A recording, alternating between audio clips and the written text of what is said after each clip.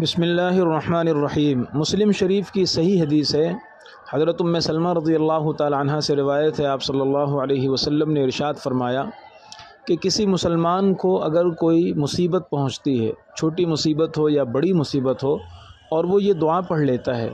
انا للہ و انا الیہ راجعون، اللہم اجرنی فی مصیبتی واخلف لی خیرا منہا، کہ ہم اللہ ہی کی ملکیت ہیں اور ہمیں اللہ ہی کی طرف لوٹ کر جانا ہے، اے اللہ میری مصیبت میں مجھے اجر عطا فرما اور اس مصیبت کے عوض اس سے بہتر مجھے عطا فرما۔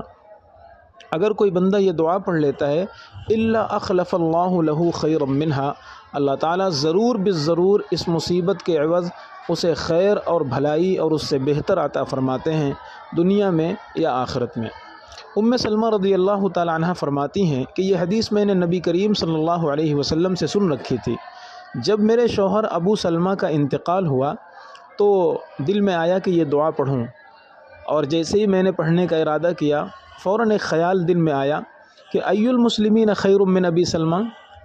کہ حدیث میں یہ ہے کہ اللہ تعالیٰ اس دعا کے پڑھنے والے کو اس سے بہتر عطا فرمائیں گے،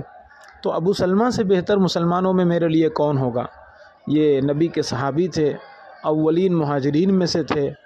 اور ان کا برتاؤ میرے ساتھ بہت اعلیٰ اور بہت بہتر تھا، ان سے بہتر بھلا میرے لیے کون ہوگا؟ لیکن خیر میں نے پڑھ لیا۔ کہتی ہیں میں نے جب پڑھا، فَأَخْلَفَ اللَّهُ لِي رسول اللہ صلی اللہ علیہ وسلم، تو اللہ تبارک و تعالی نے مجھے نبی پاک صلی اللہ علیہ وسلم جیسا شوہر عطا فرمایا، اور میرا نکاح نبی پاک صلی اللہ علیہ وسلم سے ہو گیا۔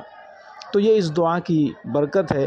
اور ہم یہ سمجھتے ہیں کہ عام طور پر انا للہ و انا الیہ راجعون کوئی بڑی مصیبت میں پڑا جاتا ہے، حتیٰ کہ حدیثوں سے ثابت ہے کہ اگر چراغ بھی بجھ جاتا تھا تو آپ صلی اللہ علیہ وسلم یہ دعا پڑھتے تھے۔ اس لیے کوئی کانٹا چبھے، کوئی چوٹ لگے، کوئی غم یاد آئے، کوئی تکلیف اور مصیبت کی بات کسی سے سنے،